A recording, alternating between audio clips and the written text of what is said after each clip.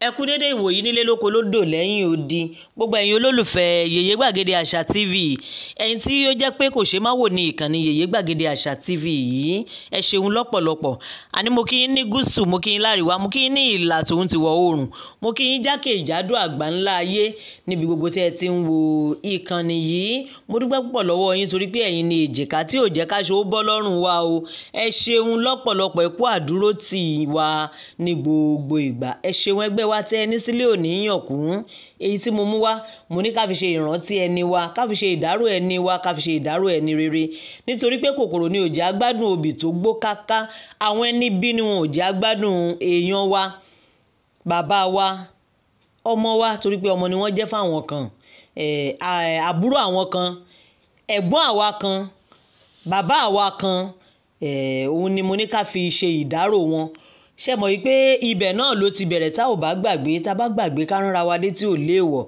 ibẹ̀ ni gbogbo ìjàngbara wípé a fẹ́ dá dúró a ò ṣẹrú mọ́ lábẹ́ fúlàní ló ti bẹ̀rẹ̀ nílùú Ìgangan nígbà tí wọ́n pa ẹ̀gbọ́n wa èèyàn wa bàbá wa àbúrò wa ẹni re Dr. Fatai Aborode ṣe é rántí ṣe é gbàgbé nílùú Ìgangan tí àwọn fúlàní àṣekúpani afẹ̀míṣòfò èyí tí wọ́n gbẹ̀mí wọn lójijì ṣe é gbàgbé ṣe é rántí pé ohun tó bí ohun tí olóyè Sunday Igboho fi dìde pé kò yẹ kó máa rí bẹ́ẹ̀ kò yẹ kó máa lọ bẹ́ẹ̀ ó kàn wá dùn mí nígbà tí àwọn ọba aláyé wa tí wọ́n ń ṣe ohun tí ò tọ́ tí ẹlòmíì tún jáde tí tún wí wóróworó àmọ́ àbọ̀ wá bá lọ̀rọ̀ tiwọn àlémi ní ká ṣèdárò ẹni wa ká ṣèdárò ẹni re nítorí pé károjó olóore fáyé gbọ́ ká sì ro ti àwọn òṣìkà náà láwùjọ wa ní òwe Yorùbá wí mo ní ká ṣèdárò ẹni re ká ṣèdárò ẹni wa ká ṣèdárò bàbá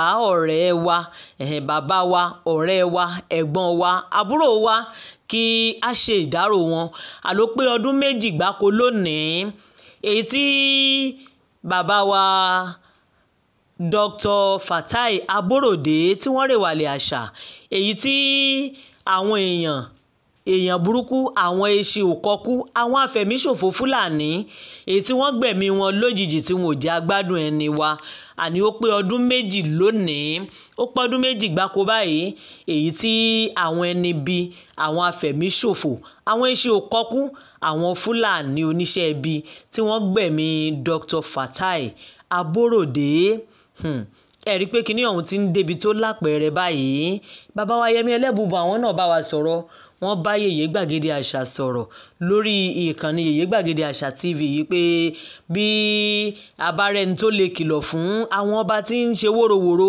ẹ jẹ́ kí wọ́n ó kìlọ̀ fún wọn nítorí pé àkókò náà ń bọ̀ tí wọn ò ní lè ṣe wóróworó wọn mọ́ àkókò náà ń bọ̀ tí wóróworó wọn yóò di ìtàn fún àrọ́mọdọ́mọ wọn ẹni bá súnmọ́ wọn ẹ fà wọ́n létí ẹ̀yìn ẹ kìlọ̀ fún wọn ẹ gbà wọ́n níyànjú bí wọn ò tiẹ̀ gbọ́ ṣe mọ̀ pé wọ́n máa sọ pé ẹ̀yin wí wọ́n máa sọ pé ẹ máa wí bẹ́ẹ̀ wọ́n máa sọ pé lágbájá ó máa gbìyànjú ó ṣe wọ̀n tí ó lè ṣe lórí ọ̀rọ̀ lágbájá ẹ̀yin ìbá gbà wọ́n níyànjú báyìí ẹ̀yin ìbá pè wọ́n ṣàkíyèsí báyìí nítorí rọ́ndọ̀rọ̀dọ̀ wóróworó játijàti ni wọ́n ń ṣe bàbá wa rí ọba aláyé kan tó ní bí wọ́n ṣe ń pa àwọn ìran òun àwọn ọmọ ìlú òun inú tòun ń dùn sí àwọn alálẹ̀ ò béèrè n tí ń bi ni a máa bi ni n tí ń béèrè ó máa béèrè lọ́wọ́ wọn ṣùgbọ́n mo ní kí gbogbo wa pátápátá gbogbo ọmọ Yorùbá jákèjádò àgbáńlá ayé ká ṣèdárò ẹni wa ká ṣèdárò bàbá wa ẹ̀gbọ́n wa ọ̀rẹ́ wa àbúrò wa ìyèkan wa ọbàkan wa mo ní ká ṣèdárò wọn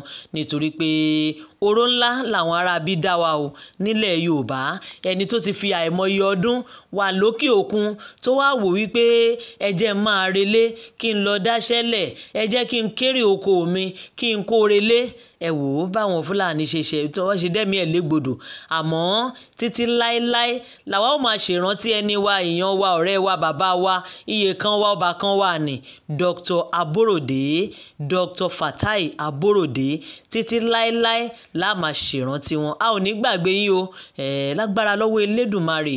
Gbogbo àwọn òjèlú tí wọ́n ń pera wọn lóṣèlú, gbogbo àwọn ọ̀dàlẹ̀ tí wọ́n ń pera wọn ní aláyélúà, lágbára lọ́wọ́ Ọlọ́run èyí tí wọ́n ń kógun ja ìran Yorùbá, Ọlọ́run ó bá wa mú yín. Àwa ò lè mú yín, ilé ó mú yín, alálẹ̀ ò béèrè lọ́wọ́ gbogbo yín lẹ́yọ kọ̀ọ̀kan. Ẹ wò ó, ẹ jẹ́ ń fún yín ní fọ́nrán eléyìí tí a fi ṣèdárò ẹni wa, ká fi ṣẹ̀jọ́ ẹ̀.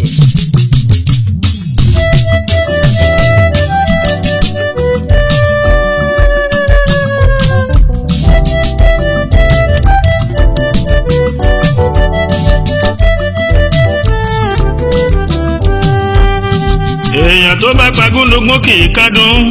Gbogbo àwọn tó fi kú yọ dókítà láàrin wa ikú kó máa ké tantánú lé wọn. Ìdájọ́ Ọlọ́run kọ́ lèmi àròlé dúró lé lórí, kí láká ayé dákun bẹ́ wọn sí méjì méjì. Omi ara wọn ẹ̀jẹ̀ ara wọn kí láká ayé fi pa títì láró. Gbogbo ẹni tó ń gba omijé lójú wa lọ́wọ́lọ́wọ́ kí wọ́n ó gòkè ẹ̀sìnmi lórí ọmọ, lórí aya, lórí ọkọ wọn. Àkúfà ní kíkú wọn sì padà jẹ́ kí wọ́n máa kú lógún lọ́gbọ̀n. Oníwàásí kọ́ lónífádé, oníwàásù kọ́ làlàní, kágan ó bẹ́ kéégún ó gbòde ni. Gbogbo ẹni tó ń fi kú pa oníṣẹ́ rí lọ́wọ́lọ́wọ́, ikú tó gbóná ni kó máa pa wọ́n tọmọtọmọ, ikú ọ̀wọ̀ọ̀wọ̀ ni kó pa gbogbo àwọn tó pa Fàtáì. Ó ṣeé ṣe kó jẹ́ pé bí tá a fojú sí ọ̀nà lè má gbàbẹ̀ rárá. Ó yá ẹ ṣèwádìí kí òdodo gbòde, ká mọ bí tí kú akọni ti wá, ká tó lè mẹni tá a dojú ogun kọ. Ẹ̀yin àgbààgbà láàrin ìlú ó yá kẹ́ ẹ gbé fásánlẹ̀ lókù.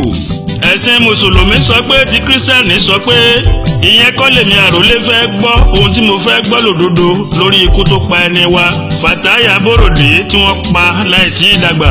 Ṣé bẹ́yìn àgbàlẹ̀ sọ pé ilé ẹni nílé ẹni? Èèyàn tó bá sọ lẹ́nu sápò ìyàkọ́ ní Dr. Fàtáì Ìrántí tó bá gbéra láti Jámánì pé òun padà sílùú ìyá àti bàbá òun. Gbogbo ohun tó kó wá pátá ló bá wá fi dáko. Orí oko ọ̀hún ni wọ́n gba ẹ̀mí ẹ̀ sí. Ẹgbọ́n sódà ká máa wò ká má sọ̀rọ̀. Bí àwọn ṣe máa ń túmọ̀ ẹnu, tí gbòǹgbò ọ̀nà máa ń túmọ̀ ẹsẹ̀ ó yá. Àṣírí yìí kó tú gbogbo ẹni tó ń fi kú òjijì pani. Oró ńlá lẹ dá gbogbo afojúfẹ́ni. Ẹ̀ṣẹ̀ wo ni Dr. Fàtáì ṣẹ̀yìn láàrin gàngàn tẹ òrọ́mọ gàngàn tẹ lè fẹ́ jẹ́ olóògbé sùn? Ẹ ò ráyé bí? Àbọ̀ sími oko Dr. Fàtáì Aborode rèé. Ó wálé látẹ̀yìn òde ó jayé rẹ́súrẹ́sú, ó délé tán wá kílé ayé pò dégbò ṣe. Iṣẹ́ tó ṣe pátá wá di tẹni ẹlẹ́ni. Wàhálà wàá já sásán bí gbogbo jàmáà.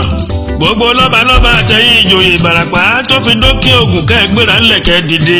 Afẹ́mọ̀kú tó pa ẹni wa, gbogbo ọgbọ́n tẹ́ ẹ bá fẹ́ dá pátá kẹ́ ẹ jẹ́ ká gbọ́. Bírú ẹ ò ṣe ní ìṣẹ̀lẹ̀ mọ́, ètùtù tẹ́ ẹ bá fẹ́ gbé kẹ́ ẹ jẹ́ kí gbogbo òlú tètè mọ̀. Ṣeré kọ́ o, àrólé ọmọ bàárà ti lọ sínú ìwé mímọ́. Ọmọ agbéfákàrídá mo ti wọnú Bíbélì lọ́kẹ́ ẹ tẹ́tí bí mo bá parọ́ kẹ́ ẹ tara já mi. Àwọn bìkan ń bẹ nú Bíbélì ìwé mímọ́ ìpè ló ní ká ṣẹ́, mò ń mẹ́yẹ bọ̀ lápò. Ẹ ṣépè fún wọn, irú èpè tó lùgbàlà ṣẹ́ fún gi ọ̀pọ̀tọ́ níjọ́sí. Ẹ jẹ́ ká wà gán pẹ̀lú èpè pọ̀ ká ṣépè fún wọn, ká ṣépè fáwọn apanijayé apani bí ẹran. Mósè tí ò délẹ̀ lérí níjọ́sí. Àdúrà kọ́ èpè ni, èyí tó bá gbóná ní kẹ́ ẹ ṣẹ́ fún wọn. Àgàgà bí wọ́n bá ní atọ́nà núran Yorùbá kí wọ́n ó fayé lẹ̀ láìròtì. Ìwé mímọ́ ò sọ pé ká káwọ́ lẹ́rán bí ìjàmbá bá ń rúgbó. Iná ni wọ́n ní ká fi koná tí kan ó sì ṣọkọ fún kan. Ojúbọ̀rọ̀ ò gbọ́mọ lọ́wọ́ èkùrọ́, bírin bá kanrin, ìkan láti tẹ̀ ní Yorùbá wí. Ẹ wo bí Dr. Aborode ṣe fi wálẹ̀ láì dàgbà. Tó ẹ̀yin agbófinró iṣẹ́ ti dé ọmọ aláṣẹ jẹ́. Ẹ̀yin Oòduà People's Congress ọ̀rọ̀ rèé, ẹ dákun ẹ ràn wá lọ́wọ́. Ẹ̀yin ikú Àmọ̀tẹ́kùn kí lẹ fẹ́ bá wa ṣe sọ̀rọ̀ akọni wa tó kílé ayé kó dégbò ṣe. Ẹ̀yin Àgbẹ̀kọ̀yà gómìnà ìpínlẹ̀ Ọ̀yọ́ Mákindé, ibo lórí ń bẹ́sẹ̀ rè. Ṣẹ́kí lejò yányàn ọmọ agbéfákàrídá abàárà ní pàkó. Ọmọ mo fọlọ́run sọ tí jẹ́ Ṣẹ́gun, mo ti jíṣẹ́ tẹ́ ẹ rán mi. Òjò dúdú ń gbólé mo gbà lókè odò. 003 383 4836 ní ká ẹ fi pè mí. A ò ní ṣọ̀fọ̀ ara wa, ayé lógún, ibi tẹ́ ẹ bá fẹ́ ní ká ẹ kì mí gbà.